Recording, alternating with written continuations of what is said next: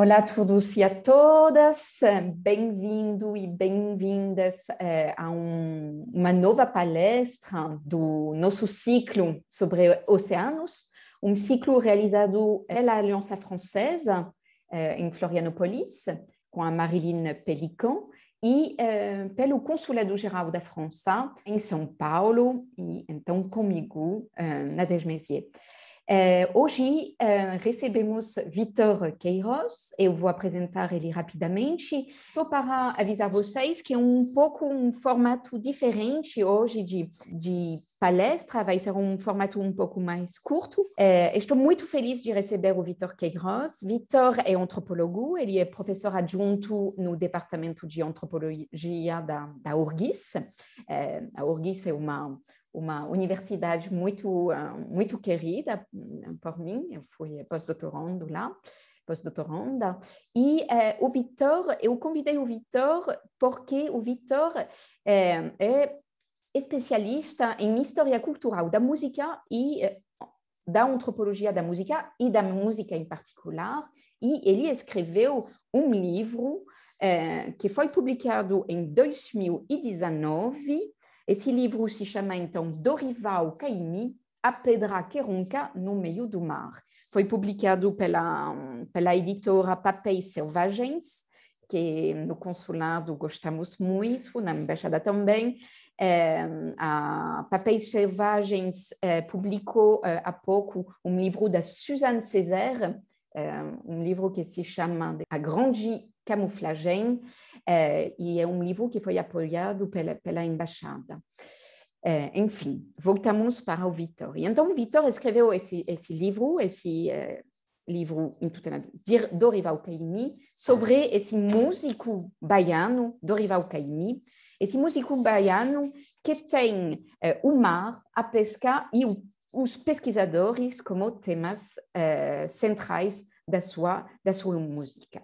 Então, eu vou deixar a palavra para o Vítor. O Vítor vai nos falar um pouco mais desse cantor, músico baiano extraordinário. Muito obrigado, Nadège. Agradeço muito ao convite da Aliança Francesa de Florianópolis e do Consulado Geral da França em São Paulo, né, em nome da Marilyn e da Nadège, que estiveram em contato comigo. A gente construiu aqui essa ideia dessa palestra juntos.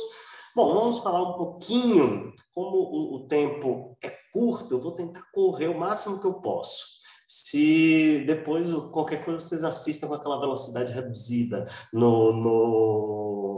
na tela de vocês. Vamos lá.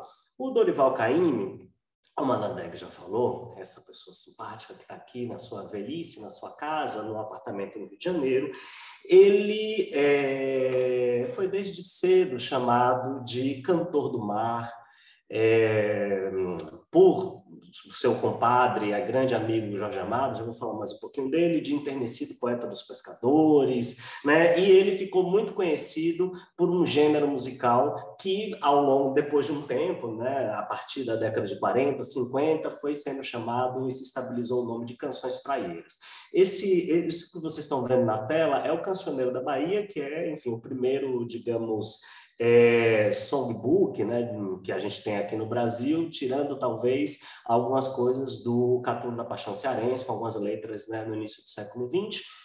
Mas essa obra, né, como vocês estão vendo aqui, né, cheio do modernismo do Clóvis Graciano e Jorge Amado escrevendo prefácio e escrevendo algumas notas, e tem aí as partituras e as letras de Caymmi. E observem que essa associação aqui de cantor do mar e cantor, né, a gente diria, né, nesse ciclo, cantor dos oceanos, mas na época era chamado de cantor do mar, já estava presente, né? E vocês veem aqui, esse é o primeiro LP do Dorival, um LP de 1954. Mas calma, que eu já estou em 1954 e não disse nem quando Dorival nasceu, né? Ele nasceu em 1914, morreu em 2008, ele viveu o século XX praticamente inteiro.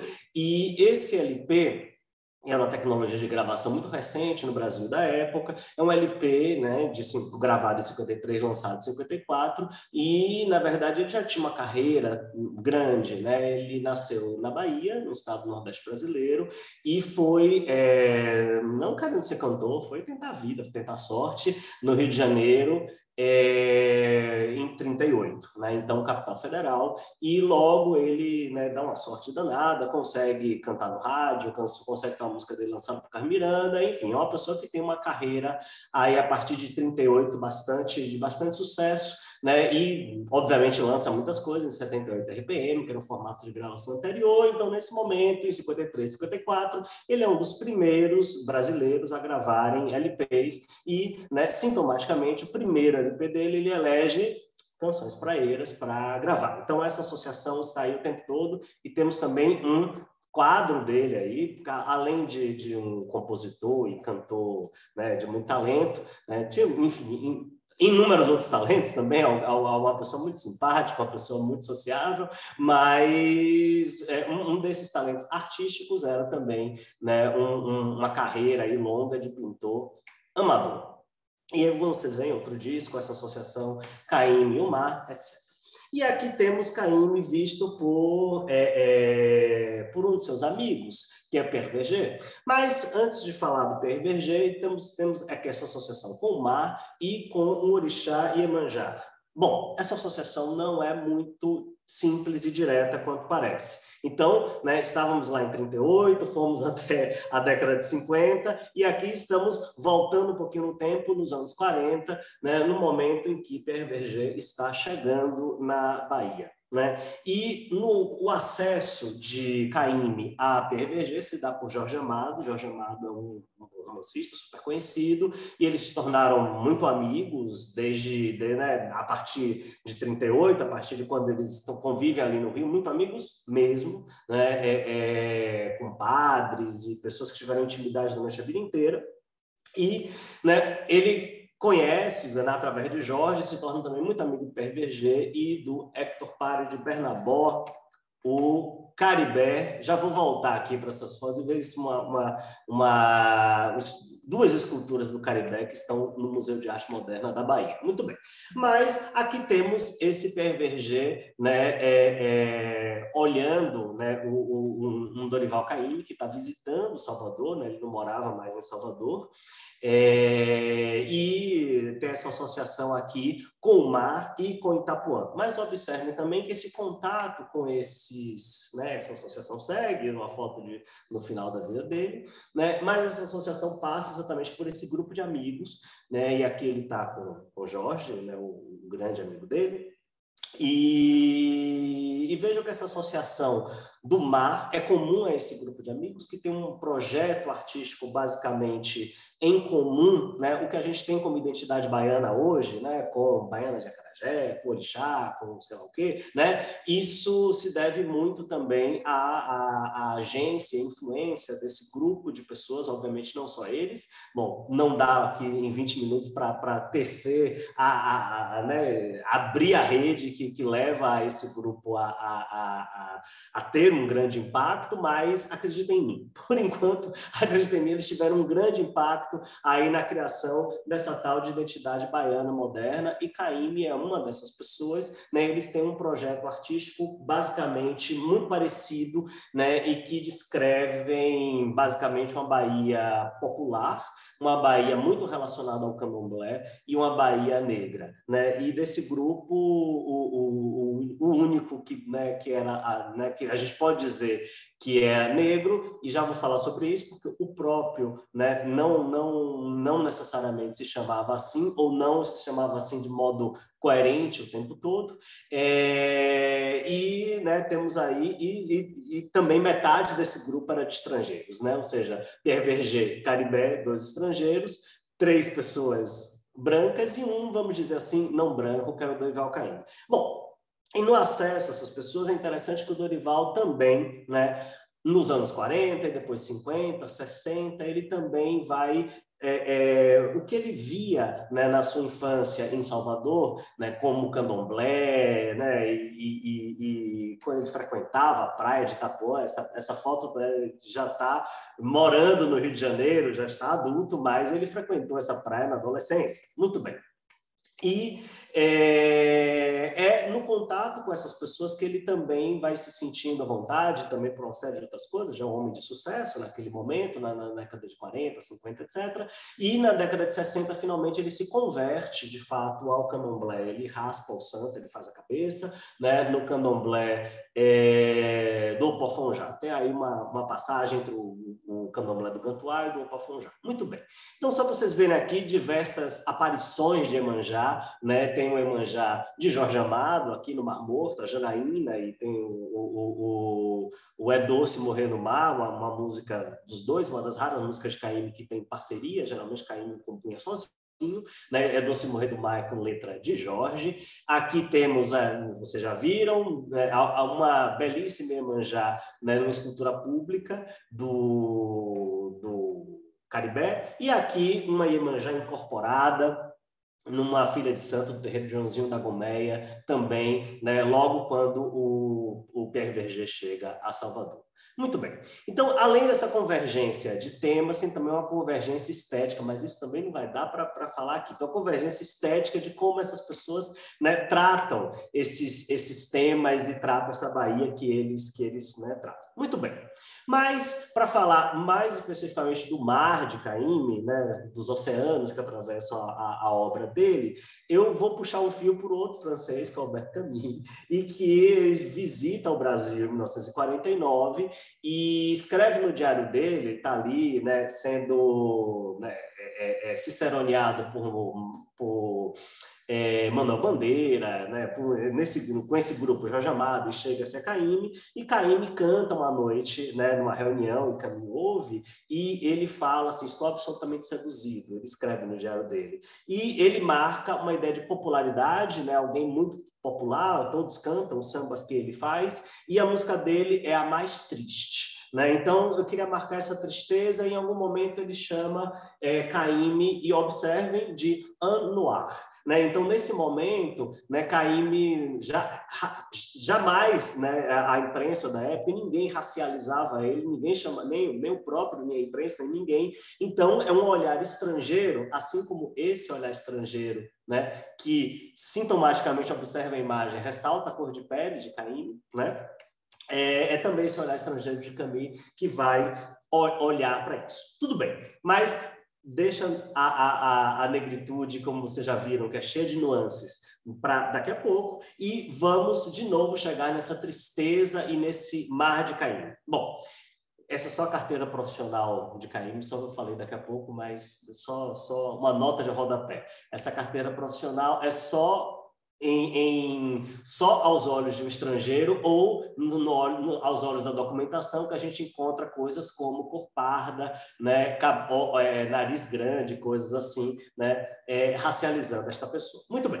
Então, eis aí, né, o mar dessa pessoa é um mar visto a partir de uma praia, de uma praia que nos anos 30, nos anos 20 e 30, na infância e juventude, Caymmi era muito afastada do centro de Salvador. Itapuã hoje em dia está absolutamente integrada à malha urbana, pertinho do aeroporto, mas naquele momento estava distante, era um lugar de veraneio, então ele está aqui com os amigos dele, curtindo esse lugar. E é um lugar em que ele vê essa praça de Itapuã. Para quem é de Salvador, conhece Salvador, vai tomar um choque, porque esse lugar é reconhecível, ele está nos degraus da igreja de Itapuã, e hoje em dia isso aqui é uma grande confusão.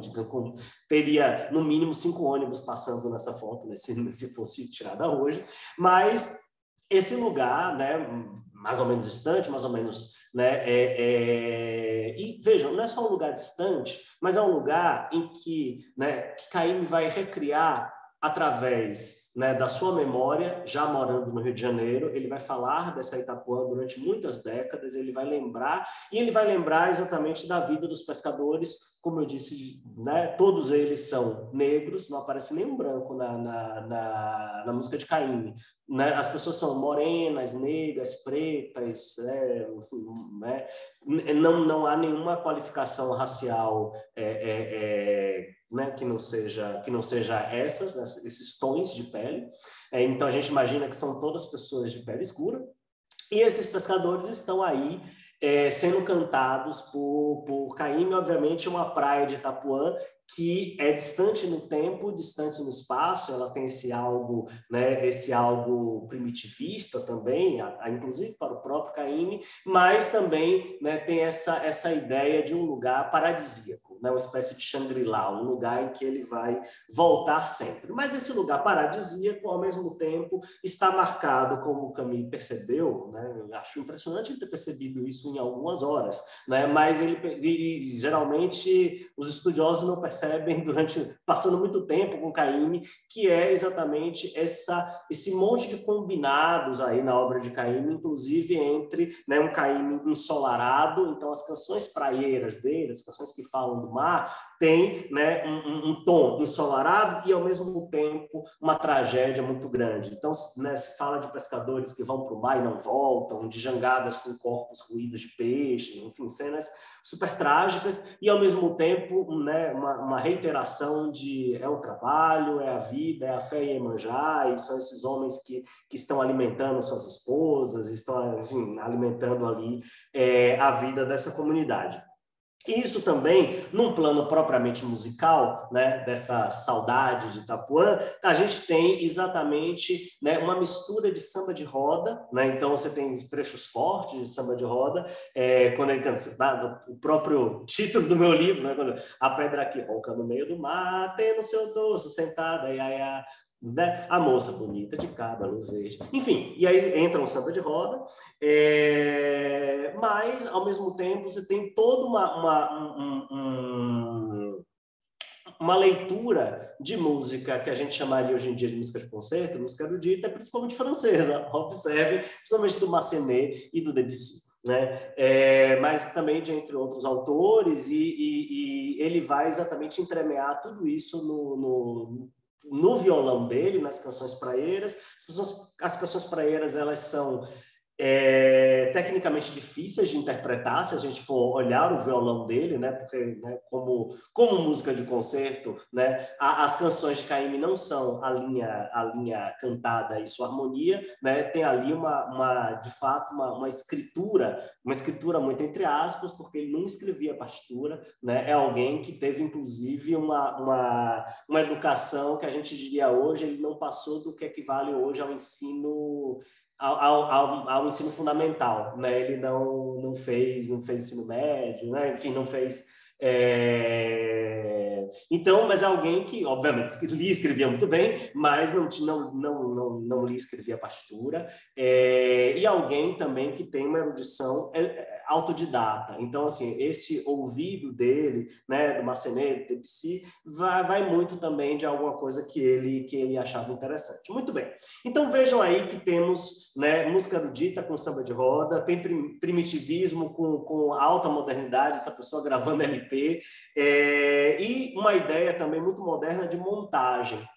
Então, essas músicas, elas são cheias de, né, partes separadas, você tem longos recitativos em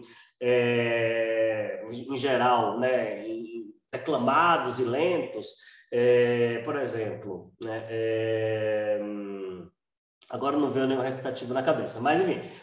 E música de várias partes, como por exemplo, Festa de Rua, que é sobre a festa dos seus navegantes, começa sem barquinhos brancos, né, enfim, e aí de repente a Conceição da Praia está embandeirada, aí vem um samba e corta, tem uma terceira parte em que ele, né, tem um grito aí, né, meu senhor dos navegantes, venha me valer, e aí ele para e grita, ou venha me valer, ou venha me valer, né? Então, assim, tem tem como tecido muito cheio de montagem, assim como a linguagem cinematográfica e a linguagem fotográfica, que, lembremos, naquele início do século XX, eram relativas novidades, né? Bom, isso, obviamente, confundiu os críticos dos anos 40. Ninguém sabia onde enfiar Caymmi, né? Então, por exemplo, por um lado, ele era facilmente associado a seus personagens, ele era facilmente associado ao homem baiano autêntico, pescador, alguma coisa assim, e por outro, né, pessoas como o Mário de Andrade acharam aquilo meio estranho, falam assim, esse cara não é assim, né, não parece,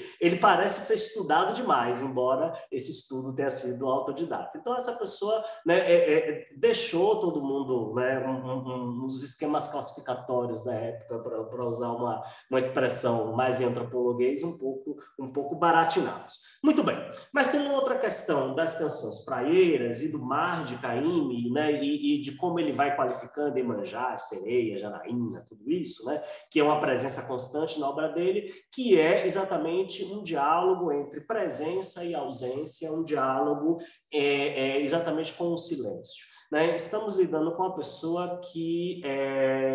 esse é mais uma tela dele, belíssima. Uma pessoa que falou muito pouco sobre si durante sua vida e agora começa um monte de paradoxo. Ao mesmo tempo era muito tagarela, falava um monte, você vê as entrevistas dele, falava um monte de coisa, mas vocês percebem que ele, né, está enrolando. Na verdade, ele não está falando de fato, né, de alguma coisa que tanto.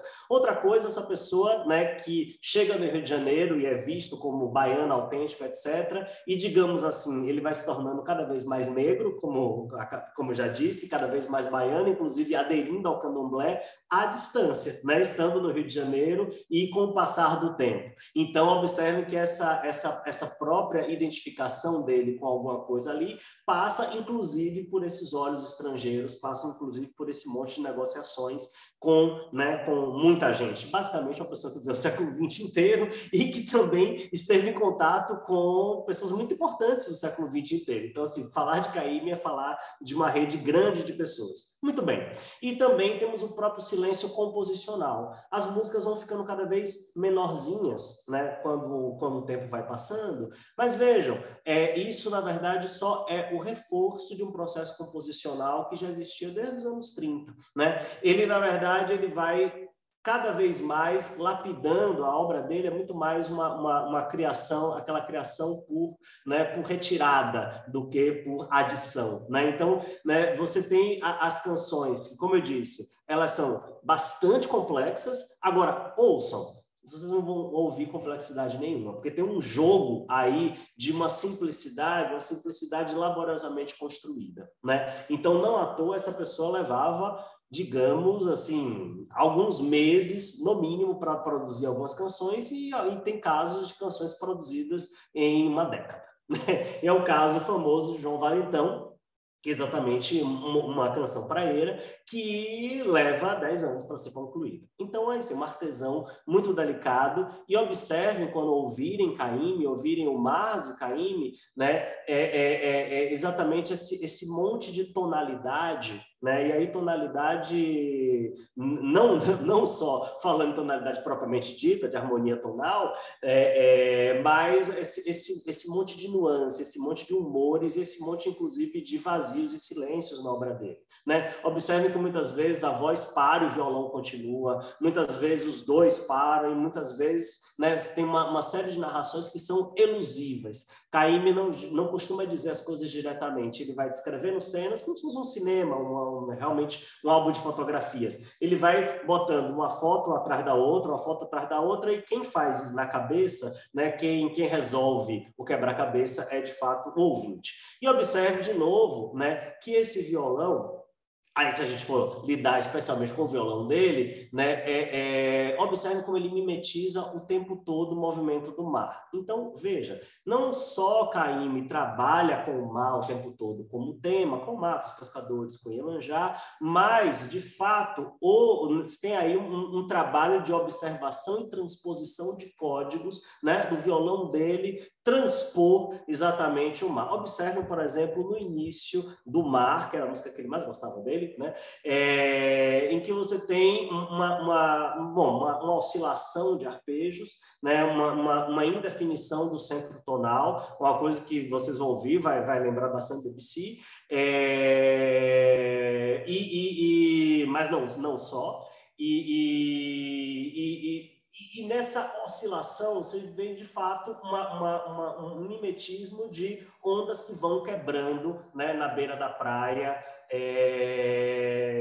né, como um cenário para narrar aquela cena, né? Aquela cena que vai ser descrita, aquela cena, né, completa. É uma música que tem aí né, um pescador que vai pescar, que morre, né? Então é uma música resumo da música praieira de Caíme. Um pescador que vai, né, que vai para o mar, morre, é ruído de peixe, tem uma tragédia, uma desgraceira total, gente. A moça noiva dele enlouquece, fica andando na beira da praia, né, dizendo morreu, morreu, e no final, né, de novo, essa ideia, né, fazendo a brincadeira com o Camille, com essa ideia quase existencialista, né, esse mar aparece de novo no final da canção, assim como abriu a canção, gloriosamente, de maneira solar, dizendo: isso aconteceu, mas o mar continua quebrando na praia e continua sendo bonito, né? Então, vejam a profundidade, né, trágica disso e, ao mesmo tempo, a ideia de delicadeza na obra de Caíme. Muito bem.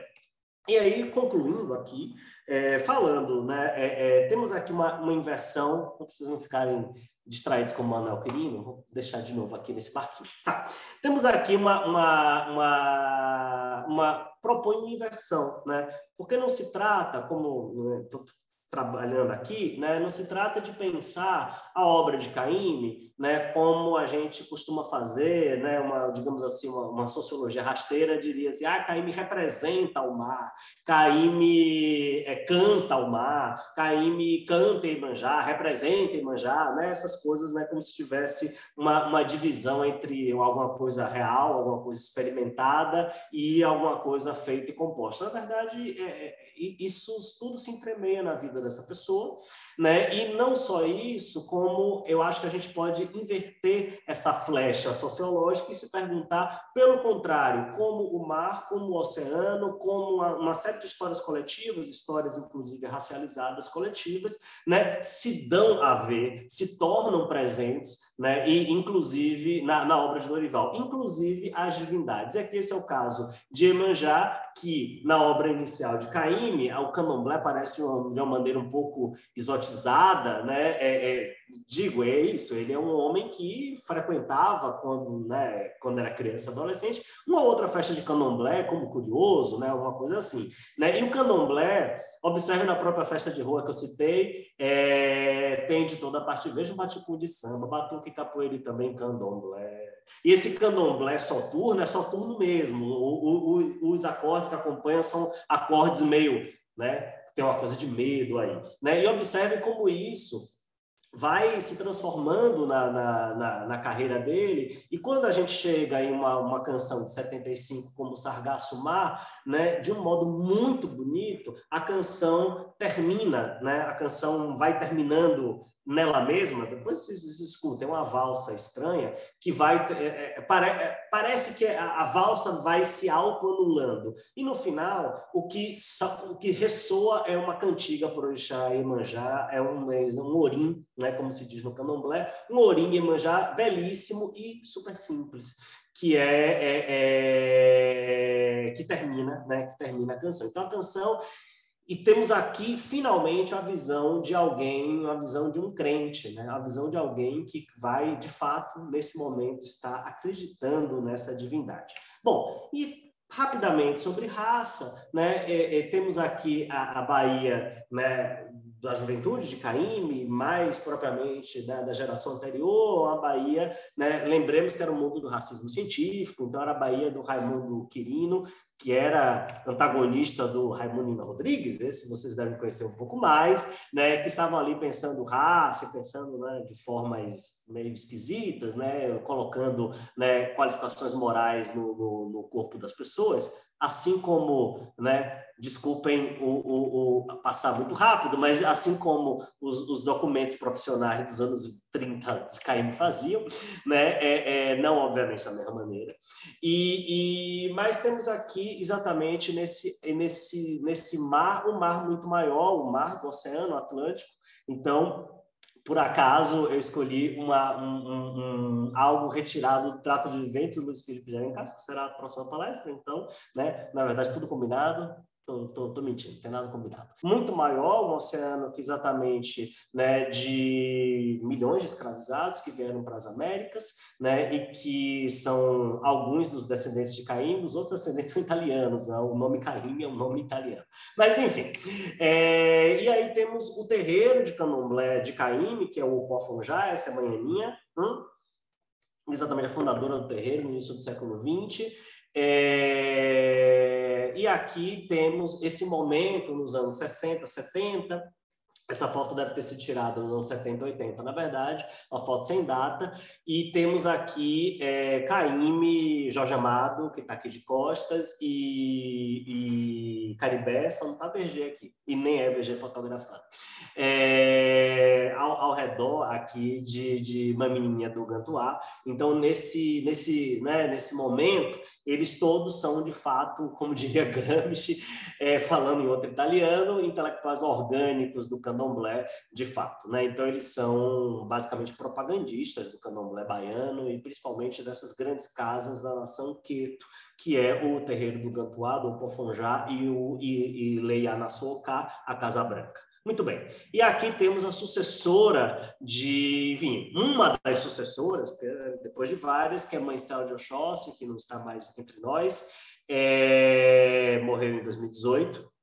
E vejam, na verdade, essa foto, né, para vocês imaginarem o quanto tempo, né, e não um tempo cronológico, mas quanto a temporalidade mudou, né, desse momento aqui das disputas do Manuel Quirino com Nina Rodrigues e da vigência do racismo científico a ter essa pessoa que então era ministro da Cultura, né, Gilberto Gil, ao lado da Mãe Estela de Oxóssi, exatamente num evento, bom, infelizmente o Brasil mudou de novo, mas enfim, fiquemos com esse Brasil de 2003, né, em que o Estado brasileiro fazia, né, temos aí um evento do Estado, né, sediado, dentre outros lugares, no terreiro do Pó-Fonjá. Então, vejam o quanto isso mudou e vejam o quanto isso se deve, enfim, a uma série de pessoas, inclusive a esse grupo de amigos, inclusive a Caymmi, inclusive, né, exatamente a apresentação que ele faz, tanto do candomblé, quanto do povo negro, quanto de Iemanjá, na sua obra. Bom, é isso, eu já devo ter passado do meu tempo aqui, se não passei, não sei, mas fecho com esse autorretrato dos anos 50, 60, dele aqui olhando uma jangada e olhando esse mar. Por que eu falei tanto de raça e não falei, não cruzei com a ideia de silêncio? E eis aqui, essa pessoa que viveu nesse momento de racismo científico, né, obviamente não era uma pessoa que se sentia muita vontade de falar de raça, né, tão diretamente. E em vez disso, ele usa, né, ele usa não, porque é uma racionalidade muito direta, as pessoas não são assim maquininhas de calcular, mas enfim, ele apresenta esses conteúdos todos em sua canção, né? Então está aí essa pessoa que também em seu próprio corpo, e como ele vai aparecendo a público no final da vida, ele começa a aparecer com contas de santo, ele começa a aparecer como de fato fiel do candomblé. E, né, o tempo todo ele marca essa relação com o mar e essa relação com o oceano, mesmo no final da vida, quando ele está recolhido em casa já há algumas décadas e, de fato, recolhido no mar de silêncios, ele fica lá na casinha dele, sem entrar em muitas disputas, deixando as pessoas cantarem as músicas dele por aí, mas essa pessoa que teve o primeiro hit, né, o primeiro hit single dele é de 38, lançado em 39, que é o que a Cabaena tem, um Carmiranda, né? É engraçado que não é exatamente uma canção do Maia, Preta do Acarajé, no outro lado, no 78 RPM, mas o último hit single dele é Caminhos do Mar, que foi tema de uma novela da Rede Globo, e já nos anos 2000, né? Então a carreira também longuíssima, e ele termina exatamente, né, digamos, não termina exatamente sua obra, mas assim, o seu último hit exatamente tinha, de novo, né, já nesse formato, uma cantiga de Iemanjá como elemento condutor. É isso, um prazer estar aqui com vocês e desculpem a correria, normalmente eu falaria isso com mais tempo, com mais vagar, olhando para vocês, dialogando com vocês, rindo mais, mas é isso. Um beijo, muito obrigado, Nadeg, muito obrigado à Aliança Francesa e o Consulado Geral da França em São Paulo pelo convite. E sigo aqui à disposição para falar o tempo todo, né, à disposição de vocês que estão assistindo, né, aqui na URGS, onde eu ensino, né, se quiserem falar de música, de questões raciais, de orixás, de outros mares, estamos sempre aqui. Obrigada, Vitor. Você foi maravilhoso. Tua palestra maravilhosa. Consegui falar de muitas e muitas coisas dentro de 20 minutos que a gente te impõe. Então, parabéns e muito obrigada. Eu não sabia que o Dorival pintava, uma descoberta interessante. E obrigada por ter justamente mostrar quase numa pintura, você fez uma música, esse artesão delicado que você falou, mostrar todas as nuances, a complexidade dessa figura de Salvador de Bahia, Rio de Janeiro, italiano, descendentes de escravos, o mar, encarnação, o mar presente.